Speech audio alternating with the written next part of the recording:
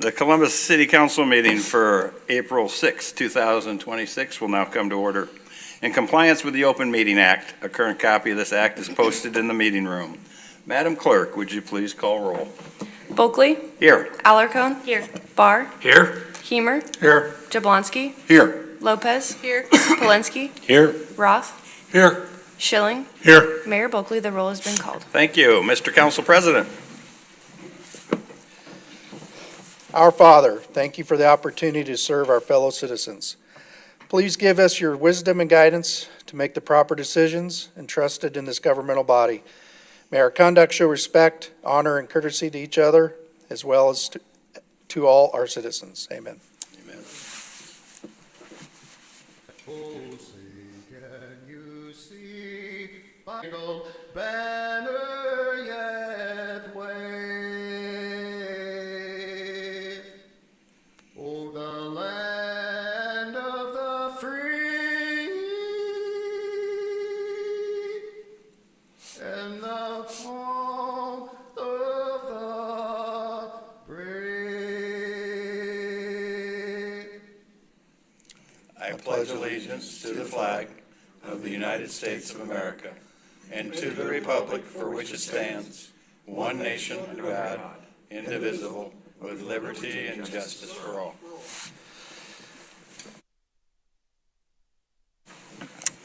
Good evening. I welcome everyone to tonight's council meeting. If at any time during our meeting this evening, anyone in our audience has any questions regarding items on our agenda, we ask that you please come forward, give your name and your address, and we'd ask that you keep any comments to 5 minutes or less. All right, with that, we'll move on to our consent agenda. Item 4, consent agenda. The following items are considered to be routine by the City Council and will be enacted by one motion. There will be no separate discussion of these items unless a council member or citizen requests, in which event the item will be removed from the consent status and considered in its normal sequence on the agenda. Item 4A, minutes of the March 16th, 2026 City Council meeting. Item 4B, minutes of the March 16th, 2026 Community Development Agency meeting. Item 4C, minutes of the March 30th, 2026 Civil Service Commission meeting certifying police officer candidates Alexander Keller, Henry Juarez Basilo, and Dalton Wiedner, and additional officer candidates Rudolph Brunkhorst, Kyle Trost, and Christopher McElwain for potential positions in the future. Item 4D, resolution number R26-50, authorizing payment of various improvement projects. And item 4E, payroll and bills on file. Mr. Mayor and council members, is there anything you would like removed from the consent agenda? Mr. Mayor, I move the items on the consent agenda be approved as presented. Second. We have a motion and a second. Any further discussion? Seeing none, all those in favor signify by aye. Those opposed, nay.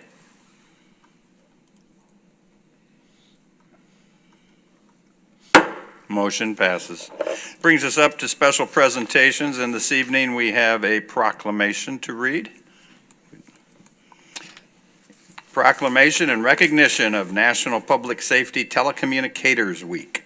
Whereas emergencies can occur at any time, requiring the prompt response of law enforcement, fire, and emergency medical services.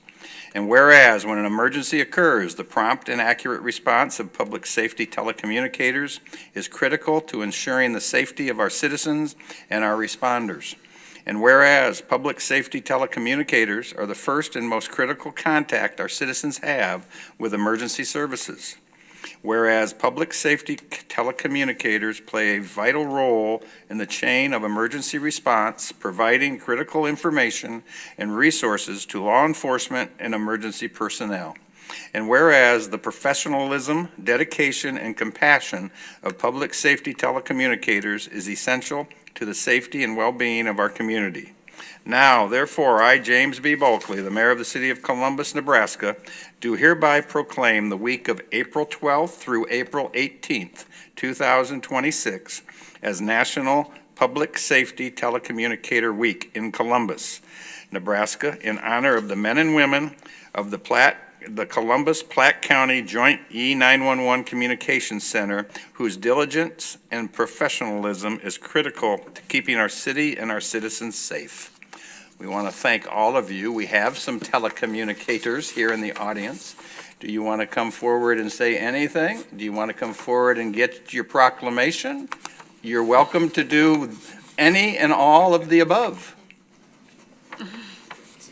How do you say, Rachel Penzick, Communications Director, and tonight I have with me Diane Drummond and Jennifer Lovell. So thank you for recognizing us, and we really appreciate it. Thank you. Thank you for everything you do. Here,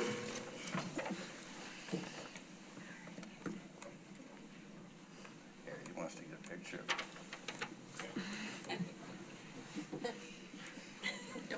Thanks, Rachel.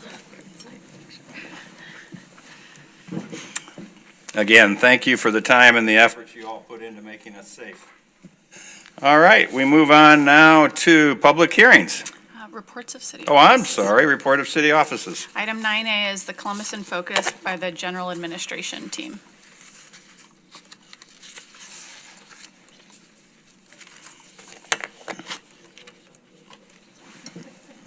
All right. I'm Matt Lindberg, the city's public communication manager. As you can see, my team here left room for me at the table. I'm not sure what that's about. But I'm here to present again because I volunteered and I don't think they really wanted to. So a quick reminder of the general admin team. There's Director of General Services, Betsy Eckhart. There's myself, the public communications manager. There's our planning and economic development coordinator, Jean Van Yperen. There is Chris Norquist, our finance director. Sharia Shout, our city clerk. Our HR director, Tammy Orender. And our computer network technician, did I say IT guru, Natsuka. So who we are. General Services serves as the backbone of the city operations, supporting departments, coordinating key functions, and ensuring staff have the resources needed to serve the community effectively. The team also plays a critical role in communicating city initiatives, engaging with residents, and working closely with elected officials to keep the public informed and connected to the work of City Hall.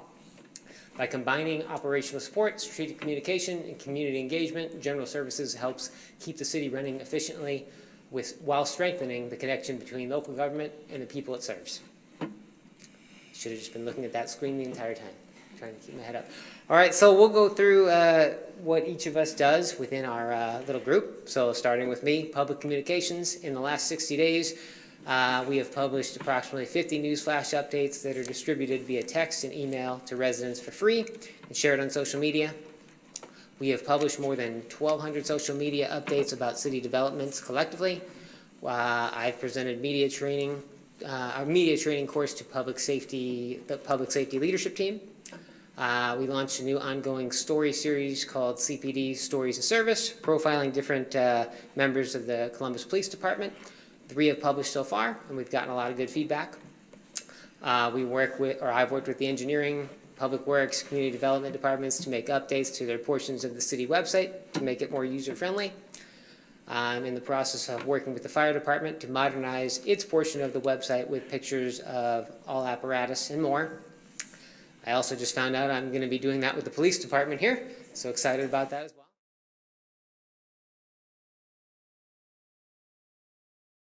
To select a new city seal, which we will unveil hopefully in the near future. So now I will turn it over to Jean. Good evening. I'm Jean Van Yperen, Planning and Economic Development Coordinator. In the last 60 days, we've written 8 different grants for the city. We've been awarded 5 of those. We're still waiting a decision on another one, and we just started one this morning. So we have 1 current TIF application in the works. We're in the first month of our housing study that you guys approved last month.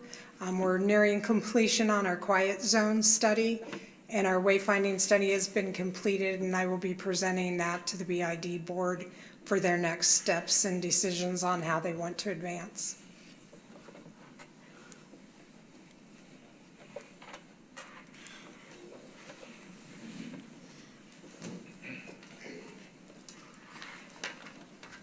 All right. Mine's more on 30 days here since that's all the longer I've been here, not 60, but nonetheless. Since taking the role of finance director, I've focused on onboarding in the day-to-day procedures as well as our BSNA system training and to gain some understanding of the system functionality, reporting, and the internal processes. I've also spent significant time reviewing existing procedures, identifying any improvements that we can make, and ensuring a smooth transition into this role. Also, in the finance department in total here, the efforts have included reconciling prior month's financial records to bring the city's books up to date. We're still kind of in the process of doing that, and then restoring timely and accurate financial reporting that enable regular updates to the city council with reliable information for decision making. Another thing that has been kind of ongoing here is work centered on evaluating the impact of the One Big Beautiful Bill Act. I know there was some questions on that related to overtime from last year, and that was all kind of kicked forward into this year based on federal law. But anyways, and with those payroll processes, I've been coordinating with the BSNA support team to ensure that we have the correct compliance and accurate reporting. Updates are being validated to flow correctly through the financial reports, maintaining transparency and minimizing disruption to our payroll processes, because all that comes due by the end of this year. So one other thing I kind of put together here just for some numbers, because I'm kind of a numbers guy. I did kind of a 6-month little quick review of all of the sales tax, the half-cent sales tax, and the gaming and Keno revenues, just to see how consistent things were from month to month. And in the last 6 months, they stayed relatively consistent. There's a couple ups and downs there, but I just thought that was kind of interesting to see. So that's all I got.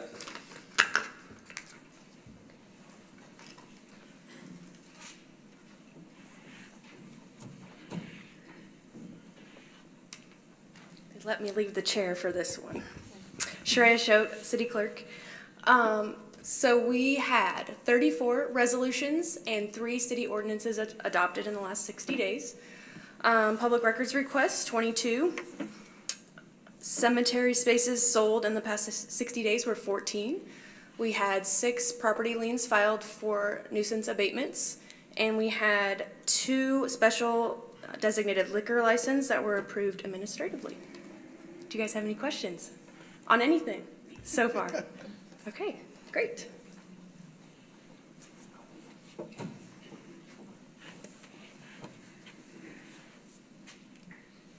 Okay, Tammy Ornder, HR Director. It's been a busy 60 days, but the most exciting thing for me was police officer.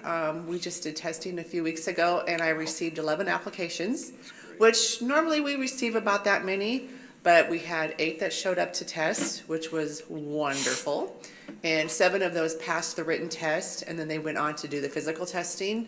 And of those, 6 of them were, they were interviewed, and of those 6 of them were just certified tonight. So that was exciting to have, because for quite a while we haven't had numbers like that. So hopefully with these 6 that we have certified now, we can get all of our spots filled and can be done with that one.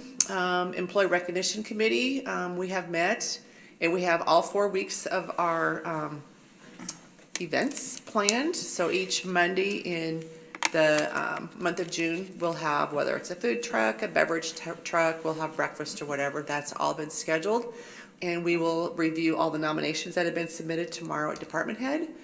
And as of last week when I did this, I had received 36 new applications for the plunge.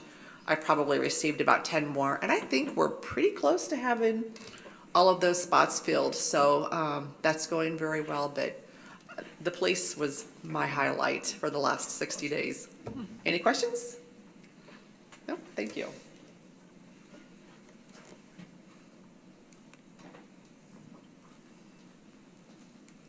Matt Soka, computer network technician.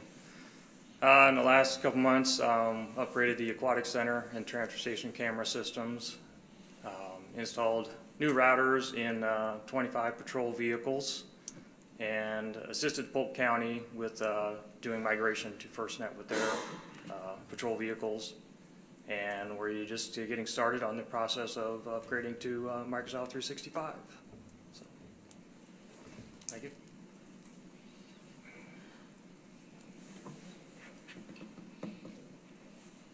All right, so that is our team. One last thing, by keeping operations running smoothly, connecting with the public, and supporting every department, General Services helps ensure that council decisions translate into real results for our community. And that's it. So hopefully there's one question. Two. Well, without any questions, I want to thank you for the time and the effort you put into this, and thank you for what you do for all of us on a daily basis. I did have a quick question. Well, that's what he asked for. Please go ahead. Thank you very much.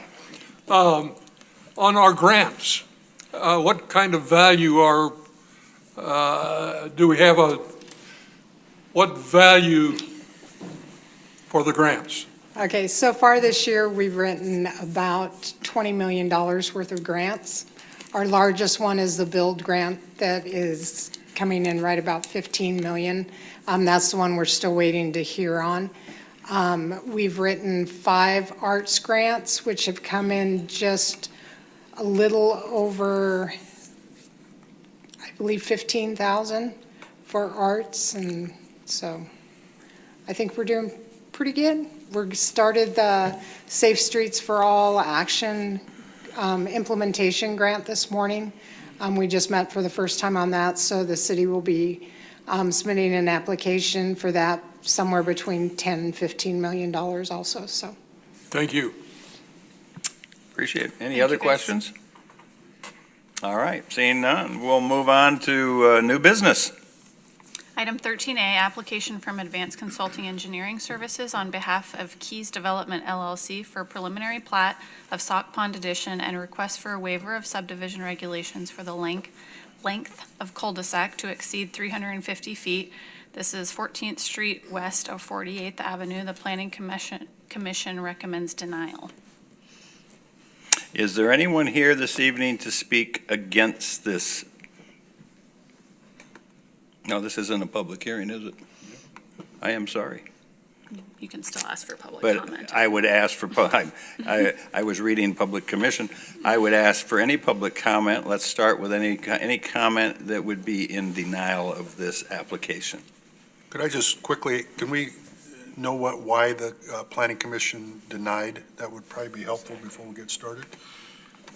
Sure, Rick, do you want to do that, or do you? So there were a couple of speakers, which are here today too, I assume will come up and speak, that were against it. And then the developer and the engineer were there that kind of explained the project. To be quite honest with you, the planning commission did not ask any questions of the developer or myself afterwards. They did note that they wanted to see continuation of discussion, which is a common practice anyway. But they put their motion, which was our motion to findings of fact up, and then it was dismissed. So I don't have a great answer for you, Rich, because they didn't really ask any questions. So.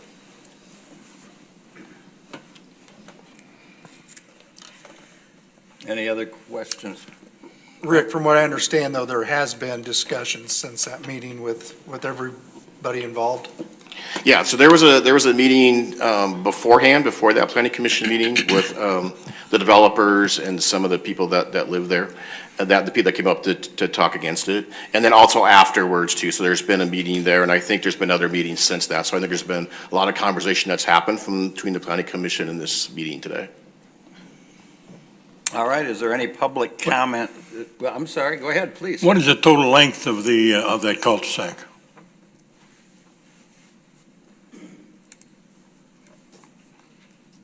John Zwingman with Advanced Consulting Engineering Services, 1363 26th Avenue here in Columbus. The length of the cul-de-sac, as per the replat, is about 1,342 feet.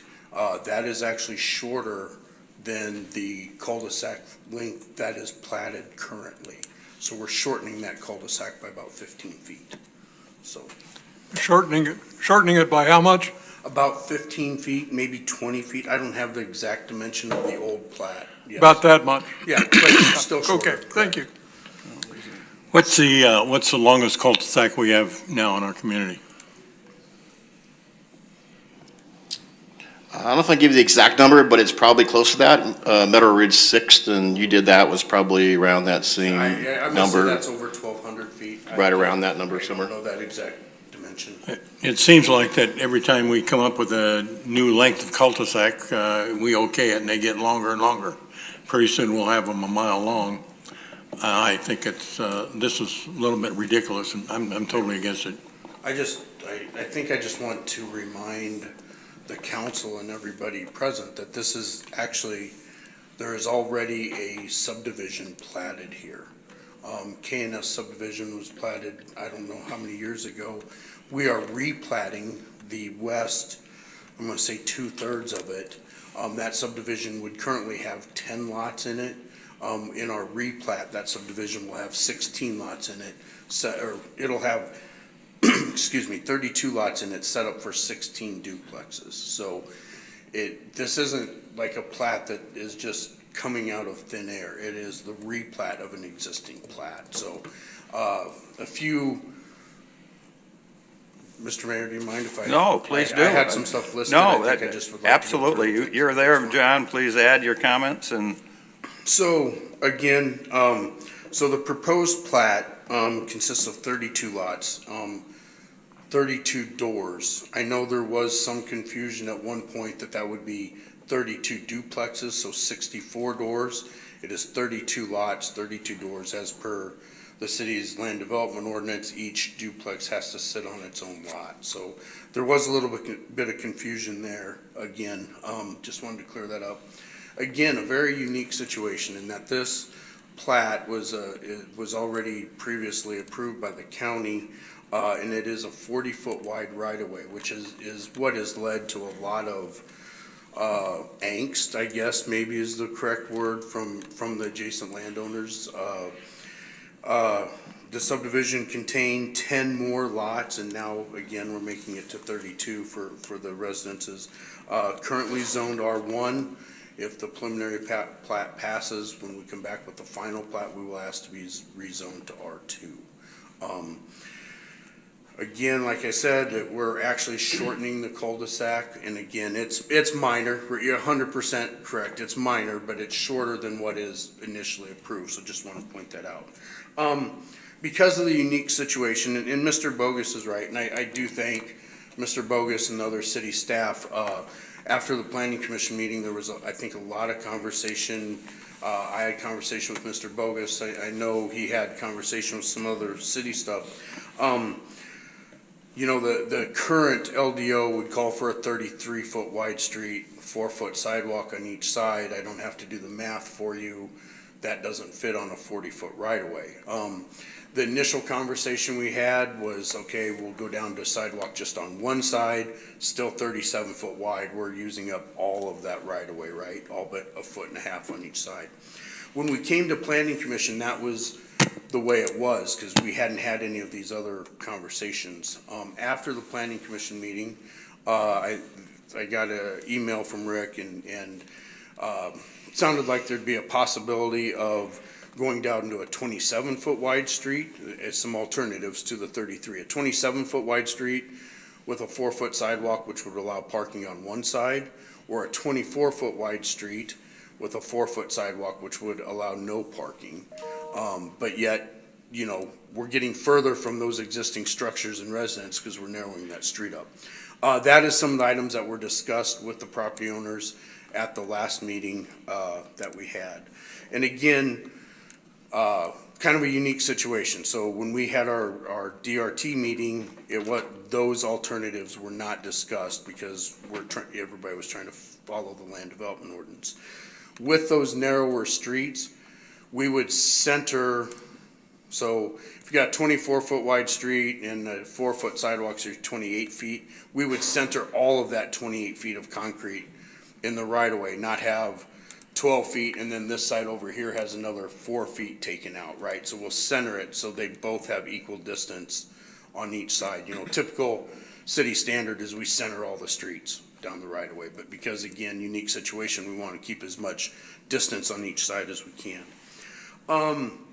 One of the other conversations at the planning commission from the property owners was just the number of traffic or number of vehicles per day. Yeah, this still shows 33 feet, 33 foot wide street, because that's what was presented to the planning commission, and that is the only alternative that meets the LDO unless it can be granted tonight with some sort of variance. So the number of vehicles were talked about, and again, at the time, people were thinking 64 doors, not 32 doors. Rick and I have both dug through published data that talks about vehicles per day out of a residential development, a multifamily or duplex residential development. And it's a pretty big range, but if we look at those numbers, it ranges from 160 to 256 vehicles per day.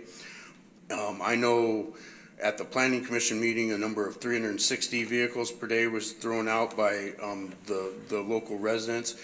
Any of those meet the classification for local street, which is what this street will be classified by the Nebraska Board of Classifications, which is part of DOT. And then, of course, just in general, what we always talk about at Planning Commission and up here, the subdivision would include the extension of water, sewer, storm sewer, and paving. The storm sewer will be, you can see it on there in purple. There'll be inlets on both sides. We'll have some backlot drainage, some backlot retention. Then it will actually be piped over to the city's pre-treatment before water goes into Sauk Pond. And one of the reasons that is this lake is classified as recreational. So we're going into the pre-treatment. So none of this water will direct drain into the city lake or into Sauk Pond. It'll all be pre-treated and taken over there. So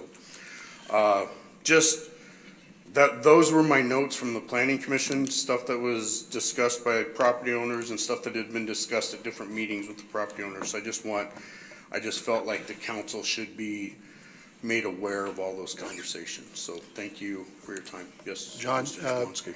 the townhouses, duplexes, there'll be 2-car garages. That's a great question. Thank you.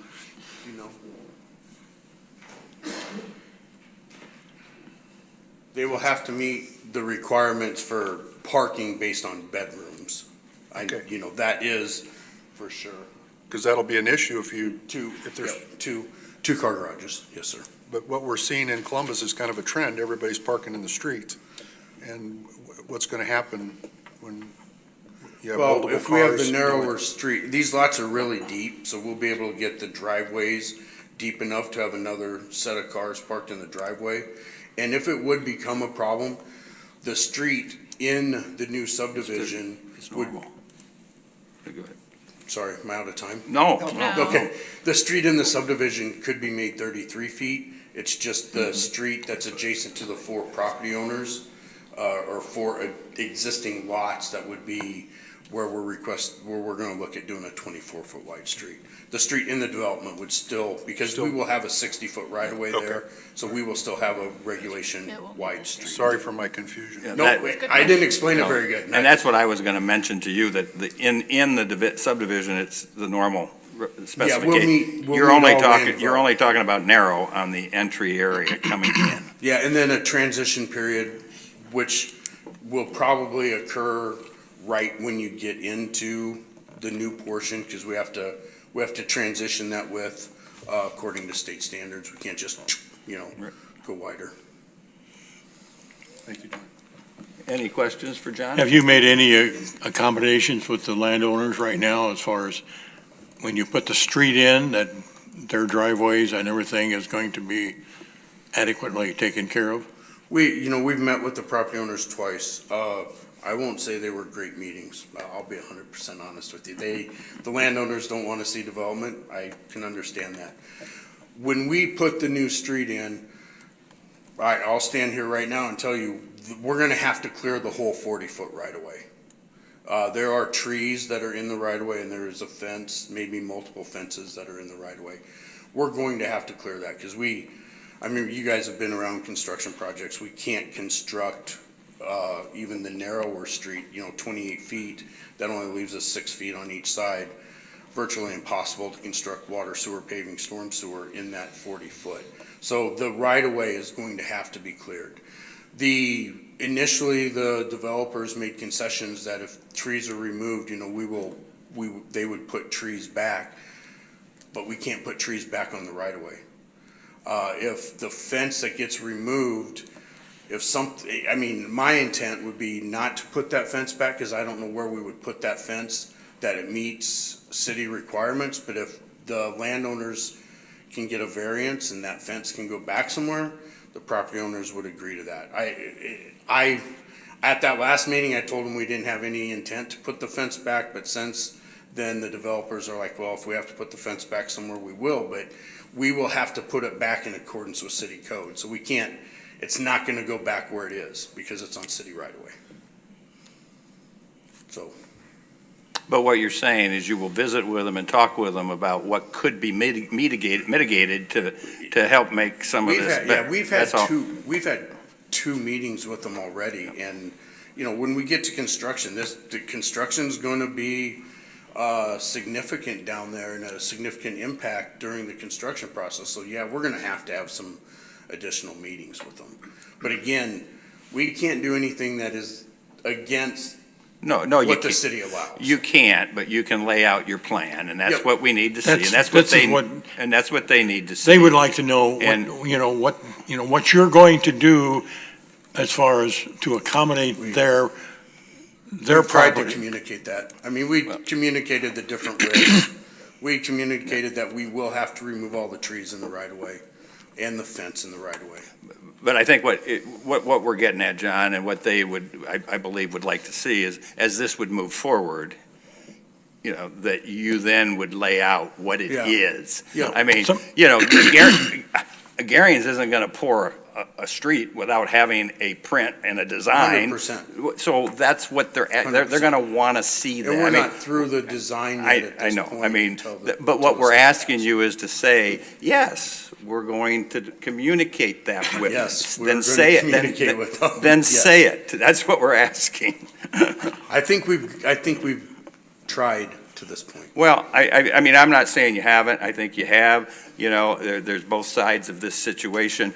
We are here wanting to hear what we can do to move forward if that's where we're going. Yep. And in my humble opinion, that means communication as we move forward. And yeah, you don't have something today, but before Gary's comes in and starts doing something, they have, okay, this is where the road is, this is where my curb is, this is where my driveway is. Those things get laid out, and that's what people And want that to would see. be no different than what the city does with Exactly. development. That, when typically if we're standing up talking a subdivision, we're not affecting any current property owners. But no different than what we do with all our other municipalities or what Mr. Bogus does, that there would be a pre-construction meeting that those owners would be asked to attend if they want, and we can go over schedule and plan and everything else at that point in time. Thank you. So we are paving all the way to 14th or 48th Street, is that correct? So that would Or be 48. correct. That would be correct. The part adjacent to existing property owners, we would like to be 24 feet. We would like to be whatever the residents would want it to be, actually. And like I told them at the last meeting, I don't care if the sidewalk's on the north or the sidewalk's on the south. That makes no difference to me. There just has to be a sidewalk. I think Mr. Bogus can answer the reason why we're paving clear to 48th Street probably better than I can, because I think it involves more legal stuff than what I'm good at. Yeah, it's all part of our code. It's all part of our comprehensive plans. You got to connect public streets to paved streets. And 48th Avenue is a collector road, and as John said earlier, this would be a local road, so it's a requirement to connect those as well. My question really was, part of the road isn't going to be gravel No. adjacent to the No. existing residences, No. and then concrete back in the new subdivision. As much as the developers would like that, Mr. Rob, no. That's good, thank you. That's a good point. John, with the three options, the 33-foot, the 27-foot, and the 24-foot wide street, with conversations where are we leaning? What are you recommending, the 27 or the 24 foot? So, after so I don't have any, knowledge from the residents, because when we left that meeting, they actually told us 0 foot wide paving, and that they were gonna do all means possible to stop this. So I don't have any information from them. The developers I've talked to the developers extensively. They don't care. If it's 27 or 24, that's fine. Whatever. I think we know 33's out the window, because it's just that those roads are gonna be up tight against private property if we go that far. So 24, 27, the developers don't care. Whatever the adjacent property owners would like to see, we'll make that work. This follow-up question might have maybe come from Rick. With where we're at today on the setbacks, can you explain for the betterment of the group how we came where we're not allowed to, or don't have the setback now to put the 33 feet in, and why we're still so tight? Yeah, so when that was platted back in the 1950s, that was just platted at a 40-foot right-of-way, where today's standard is 60. And so I would say that's 20 feet right there, right? And then there are existing residents there, and the normal setback, as you know, like for a house, would be 20 feet from the property line. There's a couple residents that went back in the early 2000s and got variances to build within 10 feet, so they lost 10 feet there as well. And so now you got a 40-foot right-of-way, you got structures that are 10 feet from it, and that's why you get that narrow look to it. That was something that was passed, variance back in the 2001, 2004, if I remember correctly. And it was the same property owners that are here today. Actually, Mr. Hemer, there'd be structures that would be actually sitting on property line if we were platting this today, because we lost 10 foot on each side with the 40 feet, and we lost another 10 feet from the setback. So that's why it feels narrow. One of the other reasons that I think I would like to see the 24-foot wide street is that will calm traffic. The narrower street will slow traffic down, and you won't have cars parked if there is somebody bouncing in and out of a residence or something like that. So that was one of the reasons that I guess if it was up to me, I would say a 24-foot wide street gets further away from existing structures, and which should help calm traffic with the narrower street. Any other questions for Mr. Zingman? Any comment? Yes, sir? Well, it seems to me that we can't really make a decision until we know why, not necessarily what, but why the Planning Commission denied it. 4 out of the 6 that were here denied it. So we've heard one story, one side of the story, 5 pages long, and nothing from them. Yeah, I guess that's So somebody else has to answer that. So Charlie, by state statute, planning commission needs to make a recommendation, whether it's a recommended approval or recommended denial. So they're beating the state statute, and so you're acting on it accordingly. By law, and I think you know this, Charlie, but for the general public's information, the Planning Commission is an advisory board. Right. Their decision does not govern what happens with the city. And there's definitely been things in the past that have come forward with a denial too, that the city council has had to act on. But I would further expound, I guess, to just say the Planning Commission didn't offer much explanation. There wasn't much discussion. Yeah. But based on the discussion that's happened subsequent to that meeting, it seems like these are the issues. And I think we'll hear from some of the residents too. Thank you.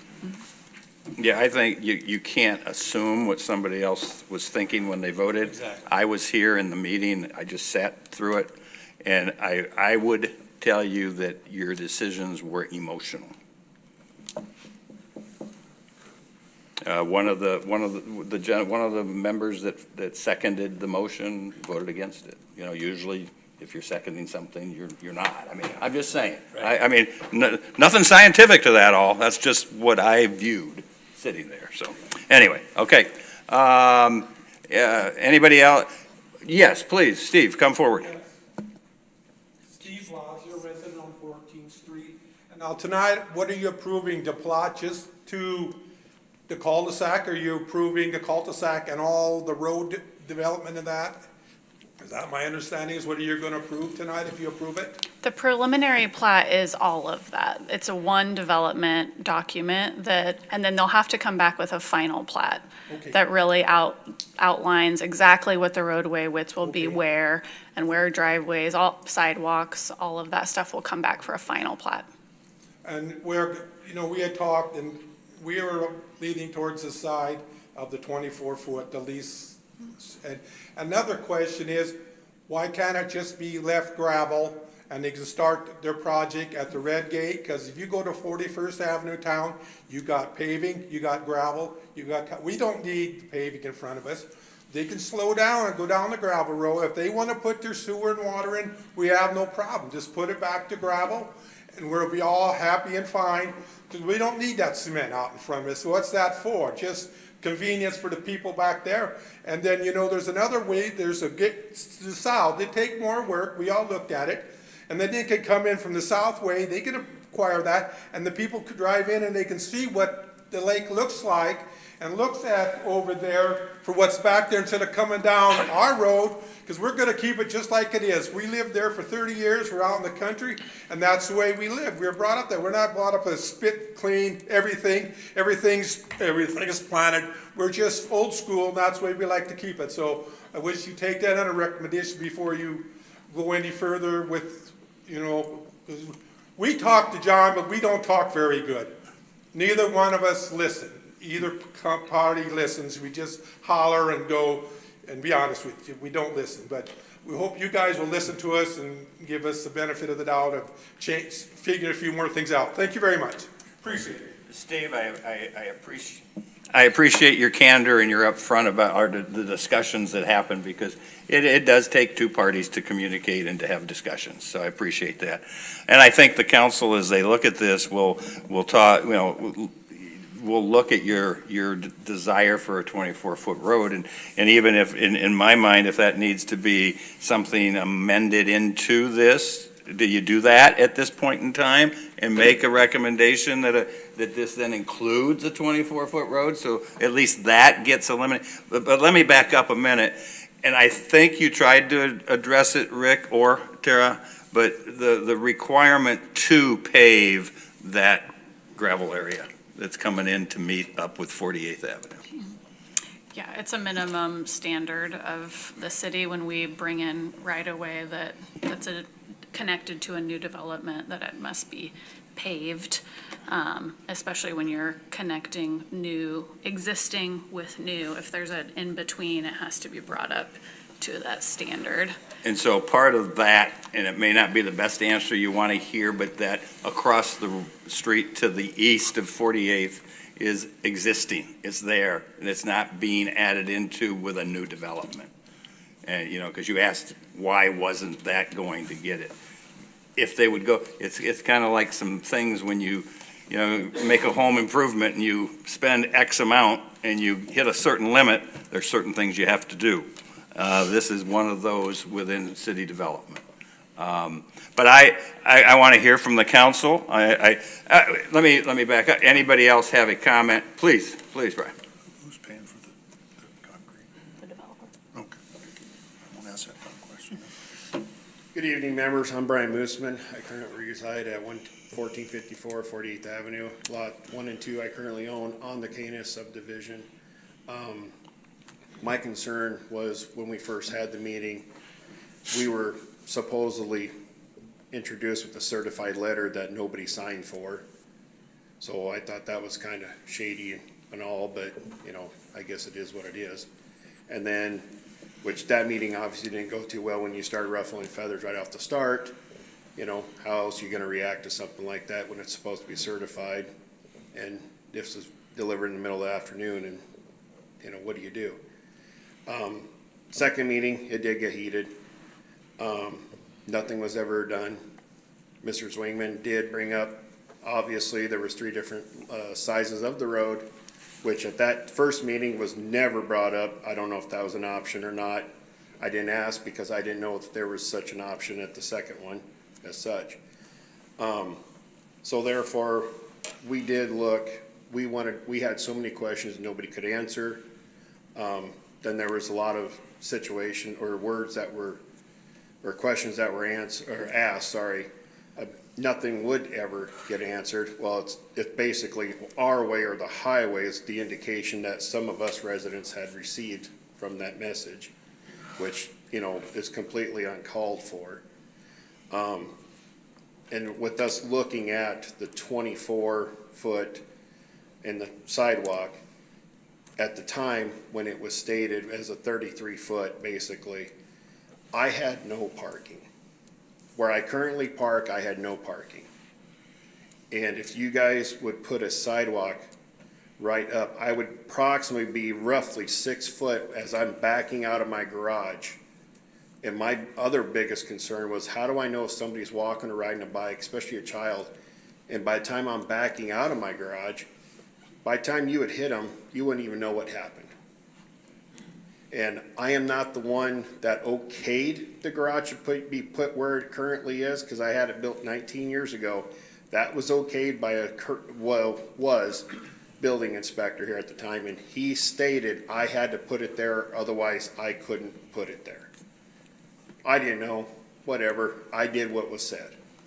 I had to use the garage to combine the two lots, so I couldn't run a business out, which never had any intention to begin with.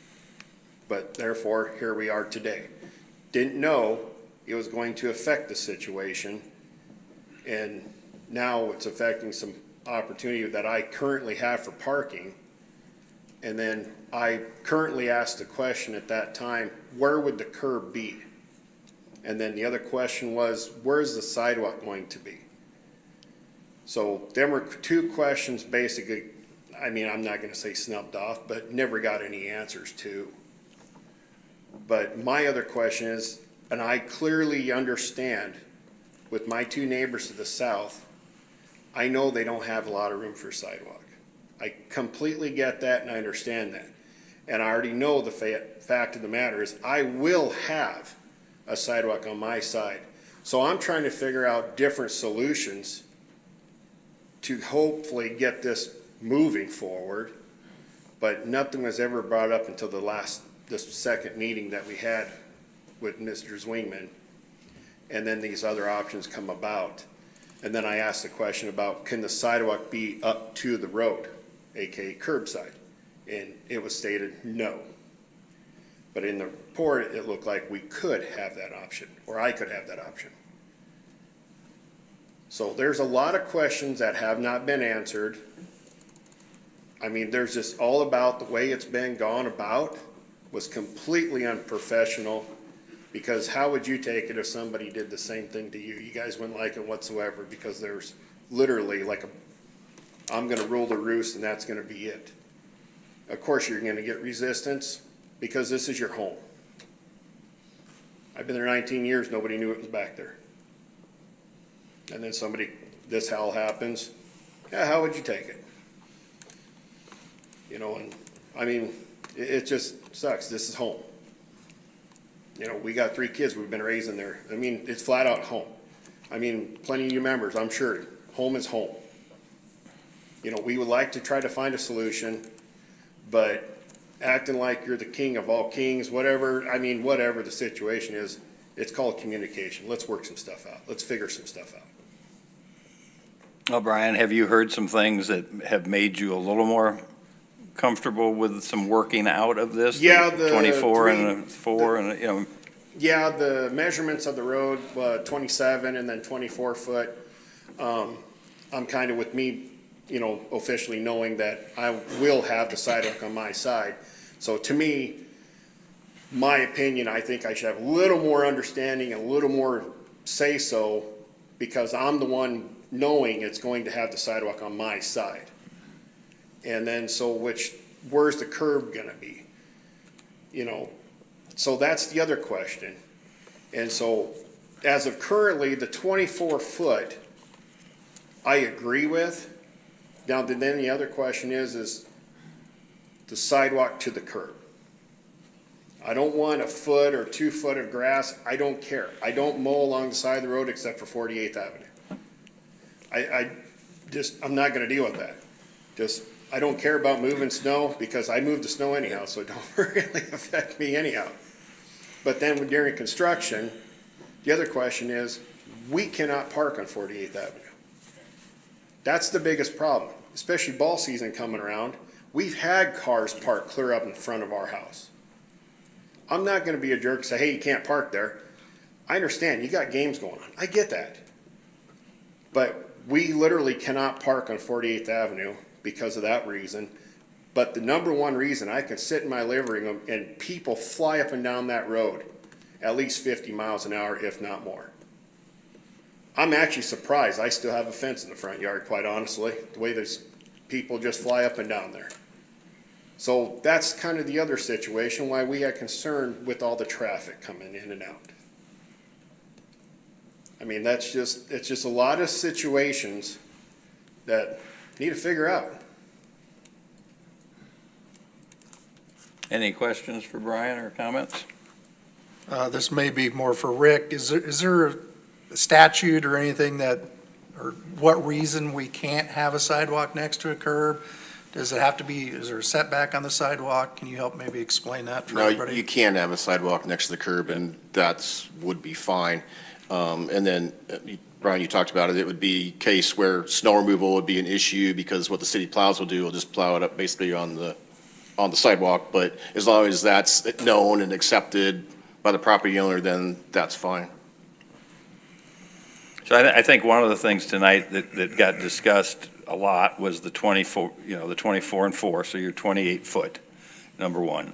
Number two is that there needs to be recognition to you as the property owner of when things get laid out, where are curbs and where are not curbs, and, basically just lay it out so everybody's, Right. I would agree with you. I don't want Gary's pulling in Monday morning and deciding this is just gonna happen. And I don't think that is. I don't think it'll happen That is either, not but- how they do business, so, Right. God You love know- the Garing people, because, they're all over the country doing what they do Right. best. And then the other thing is, with this project, how are we gonna act, what's the proposal to gain access to our properties? Mm-hmm. Especially for like Mr. Steve and Karen Blaser.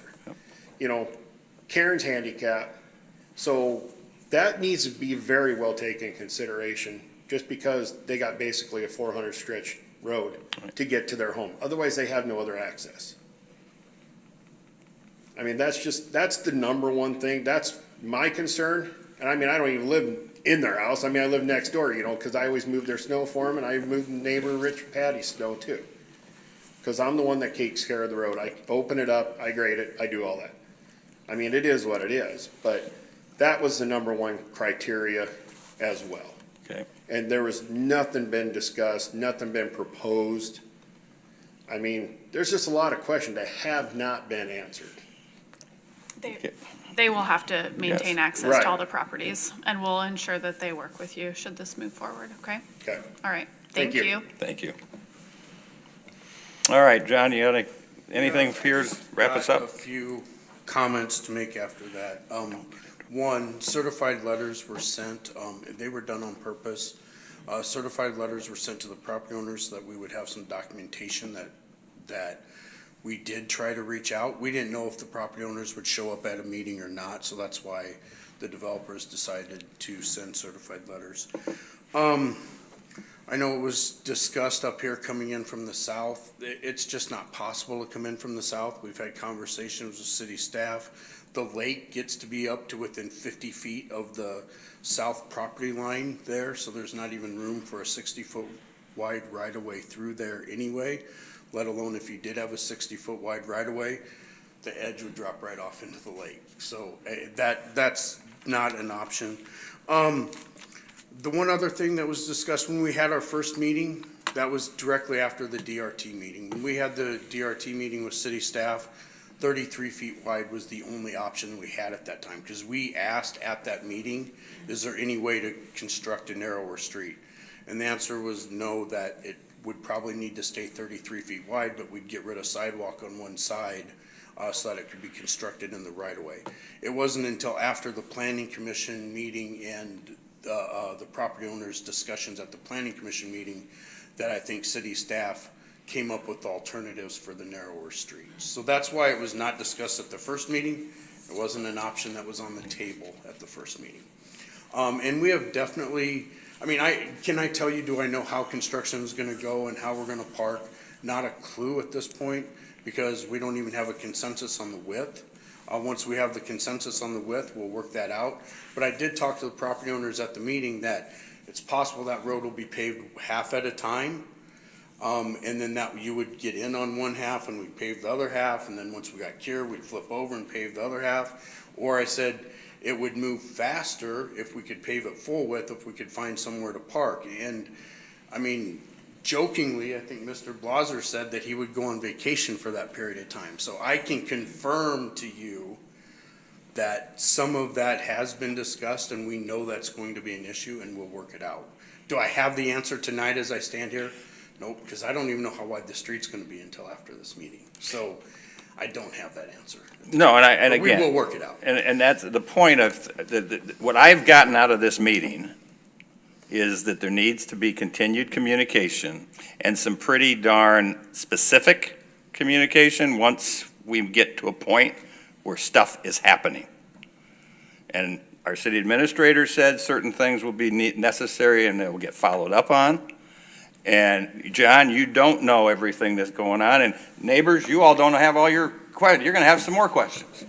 And as they evolve, we expect communication in the proper manner, just so everybody is on the same page moving forward. And I think the one other thing was the sidewalk right up against the curb. At the meeting, I said that typical residential construction, we have a 2-foot lateral obstacle clearance. I know in talking to Mr. Bogus, sorry, Rick, recently, he said we could go right up against the street, or we could make that a 6-foot sidewalk so that when snow got thrown up there, there was still 4 foot of clear space. So all things that will work out. And if we can go right up against the curb, I wouldn't want it because of the extra snow, but if that's what the property owners want, that's what we. Well, I don't think they're gonna ask you what you want. We're gonna ask them what works for them, okay? All right, enough. I guess the question, how are you going to convey this to them? Apparently, a certified letter didn't work. You guys, you're going to call them, you're going to email, text? We had a second meeting, and I think everybody was just delivered a regular letter, Okay. or was that an email? Just a regular letter. Does that suffice with the homeowners? So we'll have more meetings with them. That's all. How are we going to communicate? A phone call, you want a letter, you want a text? How are you going to keep the lines of communication open? Because I guess certified letter didn't work, so. It wasn't certified, so we never signed for it. Yeah. It wasn't a certified letter, they can say All right. certified if you don't sign for it. But I think we should have face-to-face talk. Yeah, and how are we going to convey that? A regular letter, a text? Please come up to the mic to Need a respond, mic, please. yeah. Like for the communication side, I mean, I'd be free to, with the phone call, because, I mean, I'm in the truck every day, so I got a hands-free device, it's no big deal. Or even an email, it don't matter to me. I don't know how Steve and Karen Blaser or Rich and Patty Wojciechowski would want that. For me, it doesn't matter. My biggest concern, there's no communication. That's how it all evolved to a situation that we currently are in. And you gotta have communication. You flat out got to. You're right, but we just got to know the right way to Well, communicate. And like I said, for me, I'm good either way. I mean, that's fine with me. How about we get everybody's email address, and how about we get everybody's mailing address, and how about we do that? And we put it in an email and we put it in a mailing. And you know what? If you do that, you got a record. Right. And it's there. communication. Let's not, the point is, yes, it hasn't been communicated very well up to now. The point is, we're saying it's gonna get communicated better. It's on us to see that that gets followed through on by seeing that they, and you are included in this, they follow up appropriately. I'm agree with that. Have I said anything to either party on this side that's out of line? All right, thank you. Thank you. All right. Do we have a motion? Mr. Mayor, I move the preliminary plat of Sock Pond addition and waiver of subdivision regulations for length of the cul-de-sac be approved with the 24-foot wide proposed road, With a 4-foot sidewalk. with a 4 or 6-foot sidewalk. 4 No, foot. 4 foot. I think they wanted 4 foot, I think is what I'm hearing over here. 4 foot. And don't forget that the cul-de-sac, waiver of cul-de-sac length, please. He already said that. He already said that. Oh, I'm sorry. It's already on. I just want one clarifying comment. The 24-foot road is only in the existing developed Yes, lots. Okay, and we have a motion to accept the 24-foot, 4-foot sidewalk in the existing homeowner area, not the new area. And it also then is accepting the change in the cul-de-sac length. Is that correct? Do you just want to say it one more time with the full thing? No. Just wanna Be make kind, sure Sheree, we got be that all. Mr. Mayor, I move the preliminary plat of Sock Pond addition and waiver of subdivision regulations for length of the cul-de-sac be approved with the new proposed 25-foot wide sidewalk and 24. 24-foot wide road And 4 foot. on the approach with a 4-foot sidewalk. Second. All right. Did you get that? All right. So we have a motion and a second for what was just said. Any discussion?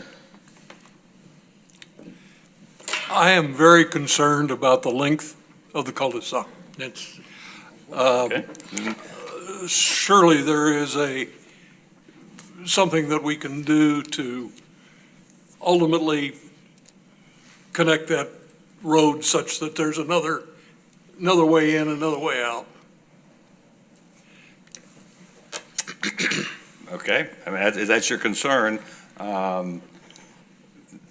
I don't know of any other discussions here to address that concern this evening.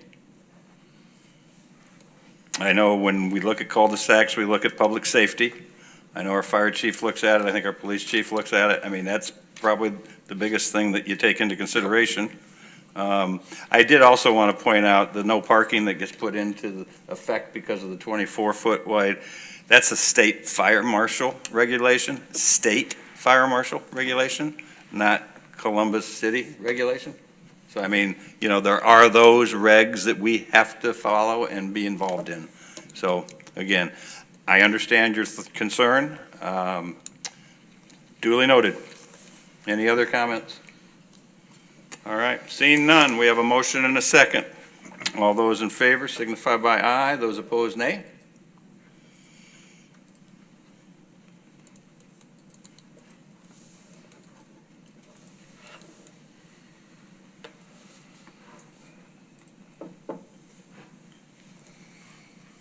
We have 6 yeas and 2 nays. Motion passes. Item 13B, quote from Downey Drilling Incorporated in the amount of $48,918 for repair, replacement parts, and lining of well number 11. Mr. Mayor, move the quote from Downey Drilling Incorporated for repair, replacement parts, and well lining be accepted. Second. We have a motion and a second to approve. Any discussion? Seeing none, all those in favor signify by aye, those opposed nay.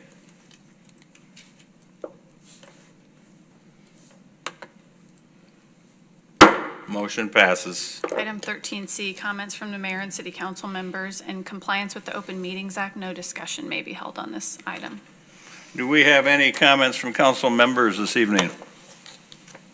Seeing none, I only have one comment. I'm going to just embarrass a couple of young men by letting the community of Columbus know that we have 2 high school seniors joining us this evening so that they could get a bird's eye view of what happens with city government.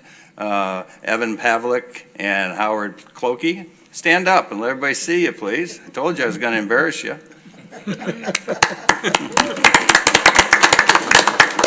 Appreciate you coming, and I hope maybe you learned a little bit, and feel free to reach out anytime for any questions, all right? Okay, we'll move on to resolutions. Item 14A, resolution number R26-51, requesting extension of the completion date for the Community Development Block Grant number 23-DTR-003 for the downtown revitalization to May 14th of 2027. Mr. Mayor, I move resolution number R26-51 be adopted. Second. We have a motion and a second to adopt resolution number R26-51. Any discussion? Seeing none, all those in favor signify by aye, those opposed nay. Motion passes. Item 14B, resolution number R26-52, accepting the proposal from Bergen KDV for audit services for fiscal years ending September 30th, 2026, 27, and 28. Mr. Mayor, I move for the adoption of resolution number R26-52. We have a motion and a second to adopt resolution number R26-52. Any discussion? Seeing none, all those in favor signify by aye, those opposed nay. Motion passes. Item 14C, resolution number R26-53, approving amendment number 1 to the engineering services agreement with HDR Engineering Incorporated and the amount not to exceed $90,749.40 for right-of-way acquisition services for the 8th Street and 12th Avenue intersection project. This is CIP 25-35. Mr. Mayor, I move resolution number R26-53 be adopted. Second. We have a motion and a second to adopt resolution R26-53. Any discussion, and I'll start with Mr. Bogus. Similar to my email to you last Friday, do you want to just give a brief explanation of what this is? Sure. So back last year, if you recall, at the intersection of 12th Avenue and 8th Street, there's a lot of discussion on what should be done with the intersection. Should it be signalized intersection? Should it be turn lanes, expansion? Should it be different sizes of roundabouts? And by different sizes, I mean there are drivable ones, there are full ones, if you will, kind of the normal ones, that sort of thing. So we decided back then to proceed with the design of these various. It was agreement back in 2025, hire HDR to design these concepts for various roundabouts, and then the decision was made to use the full-size roundabout. That'd be the one like you see up by the casino or up by the Y. They'll be like that. That was the decision. So what this is an amendment for purchasing right-of-way for that, and there are some total takings there and some additional right-of-ways and easements that are needed. So this would be setting that in motion to get all the right-of-way needed for the full roundabout. Okay. Any questions from Mr. Bogus? What's the overall timeline on the project at this point? Well, so this year, you have in your budget what this is for. It's designing and purchasing and relocation of people in the roundabout, so to get the roundabout property. So if you would like to proceed in next year's budget, then you would put the money in and we would proceed with the final design to build it the following year. It may take 2 years, depending on, not because it's that complicated, but it just depends on the timing of getting it out and the contractor availability. So it's really a budget item next, which you want to proceed with or not. Thank you. And your comment being a budget item means that it will be up for major discussion in the upcoming budget discussions for this fiscal year? Yeah, we'll go ahead and present it and see what you think. Or for next fiscal year, sorry. All right, any other comments, questions from Mr. Bogus in regard to this? Thank you. Appreciate your explanation. We have a motion and a second. All those in favor signify by aye. Those opposed, nay. Motion passes. Meeting adjourned.